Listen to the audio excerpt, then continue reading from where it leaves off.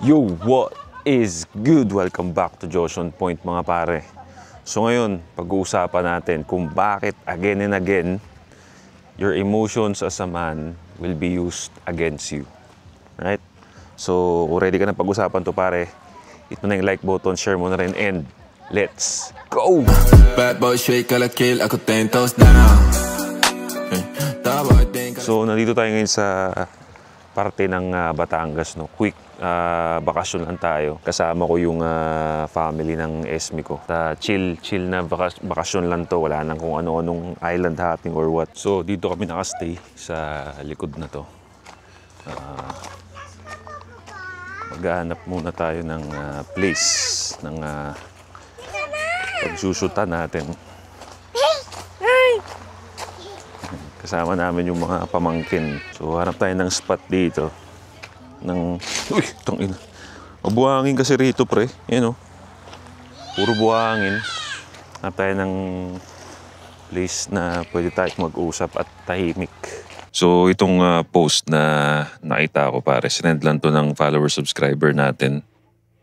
Galing to sa isang Facebook page, no?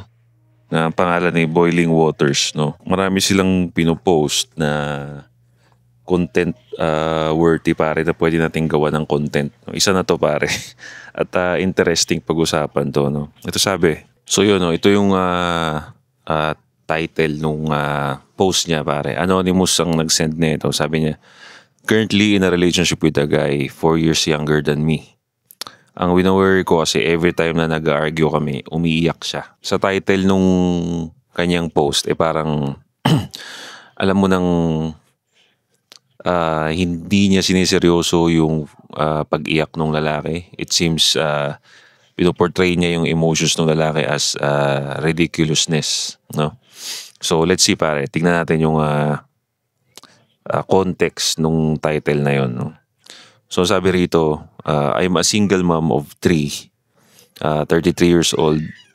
So a single mom of 3, pare. So, tangina, alam niyo na, pare, magiging reaction ko rito. Mabigat-bigat na naman na usapin to, no? Mabigat na usapin, mabigat na responsibilidad. So, single mom of 3, 33 years old, currently in a relationship with a guy 4 years younger than me. Parang ibig sabihin niya rito, so ako magbabasa ng first sentence na yun, pare.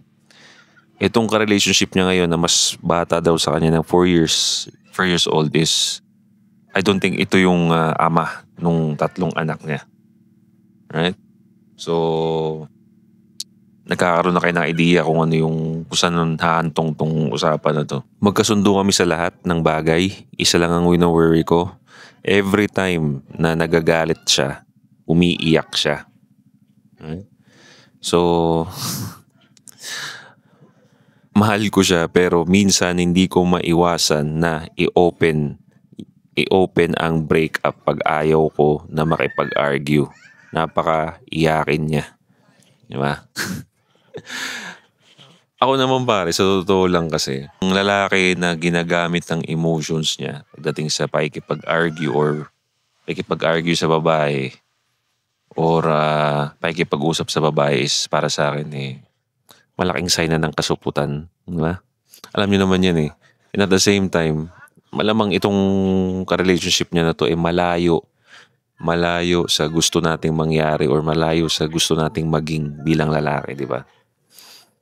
Kasi the fact na, again, emotional na nga siya, iyakin, nandun pa siya sa a single mom with 3 children. Di ba?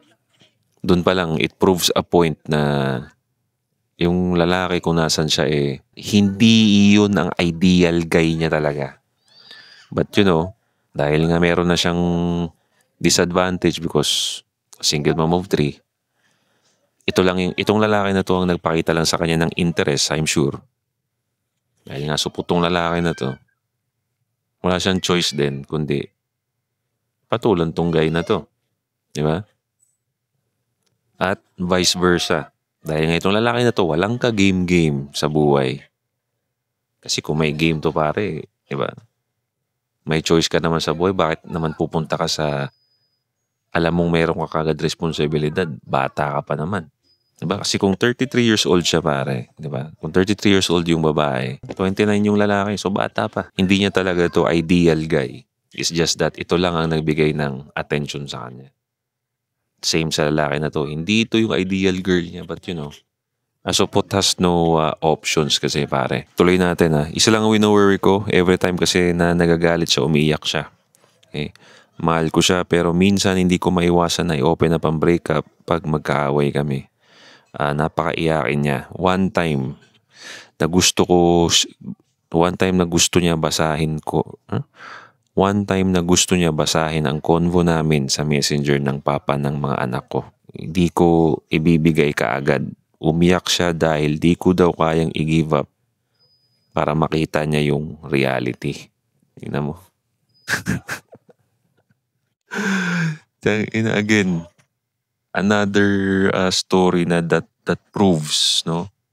That proves that this mindset, alpha male mindset, red pill mindset is needed lalong-lalo na sa panahon ngayon. Kailangan ng mga kalalakihan ngayon. Because what does it say? Anong ibig sabihin ng red pill nga? Diba? It's katotohanan, pre. Katotohanan. And ano ba ang katotohanan when it comes to dealing with a single mother? You will have to deal with his baby daddies, pare. With her baby daddies. That's the reality. Yan ang sinasabi namin dito sa side namin na one way or another, you will have to deal with these baby daddies. At hindi mo magugustuhan yun. We're sure na hindi mo magugustuhan yun. Diba? At may mga time pa, no? May mga time pa na kailangan nilang magkita, kailangan ng yung babae minsan makitulog dun sa place. Nakikita ko yan, pre. May mga tropa kung pinagdaanan yan na pumatol sa baby mama, sa isang single mother. Hindi maiwasan na isang gabi makitulog yung babae dun sa baby daddy dahil sa anak. Kaya mo bang isipin lang yun na walang nangyari sa kanila? Hindi. Why? Because lalaki ka eh. Di ba? Yung protective instinct mo is nag-a-alarm pero wala kang magawa. Because that's the reality of dealing with them. Kaya nga namin sinasabi sa inyo that you have a choice.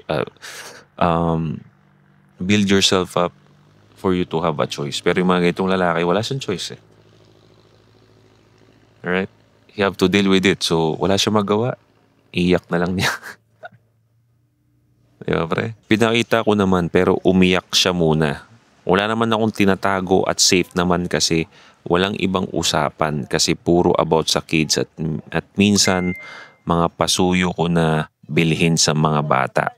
Before niya binasa, binigyan niya ako ng assurance na di magbabago pagmamahal niya sa akin. So ito po, gusto kong ihingi ng advice. Normal ba sa lalaki ang umiyak kapag natatalo? Pag nagtatalo, sabi niya.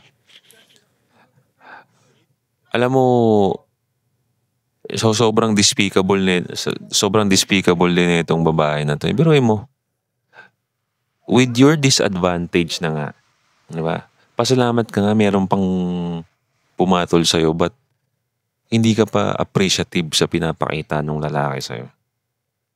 Di ba? Kaya nga, di ba? Ito yung attitude ng babae na matatanggap ninyo, mga bro.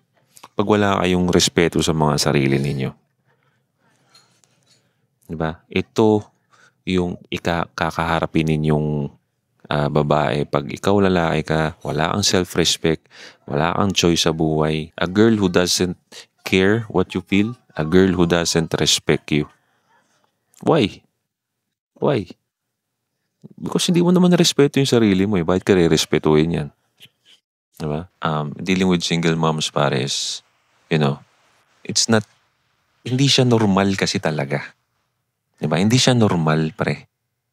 Kasi ang dapat talaga na normal order is ang single mom dapat lang nakikipag-deal sa baby daddies niya.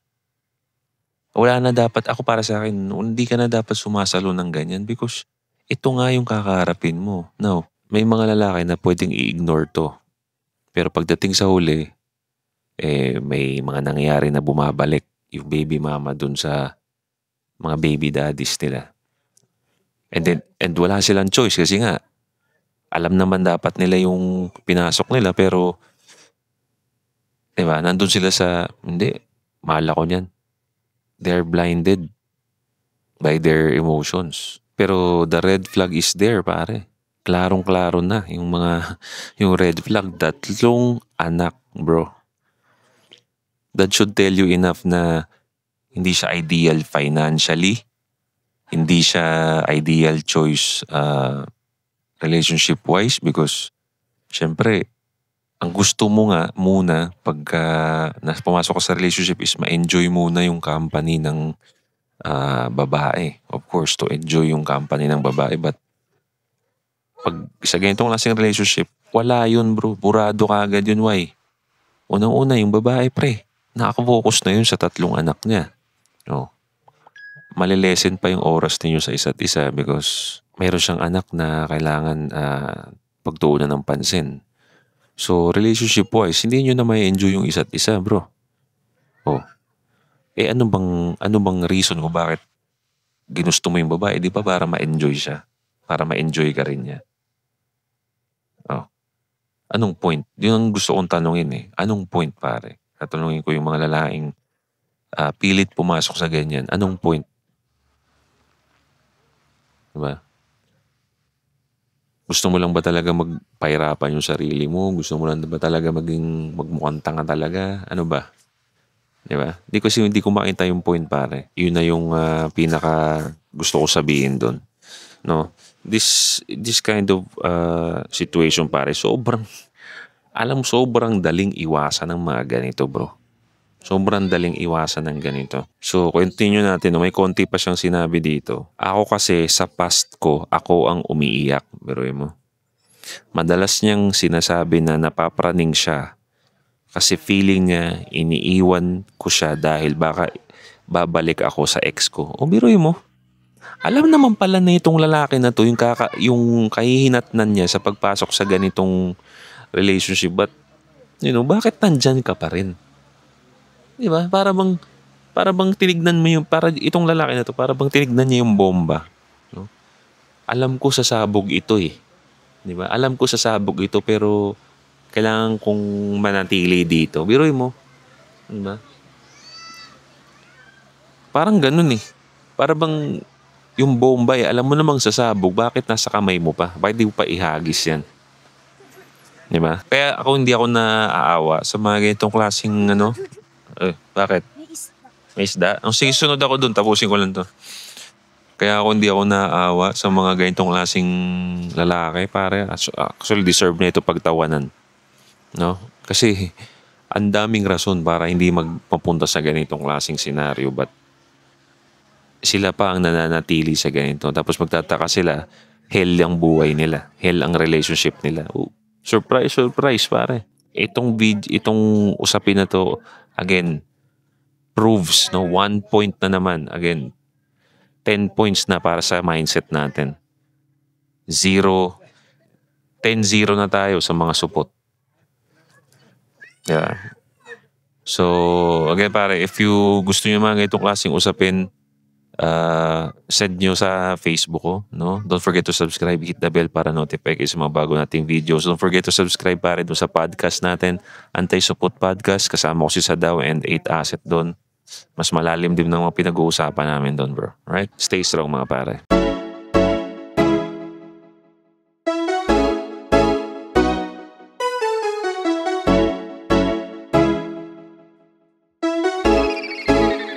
GFAB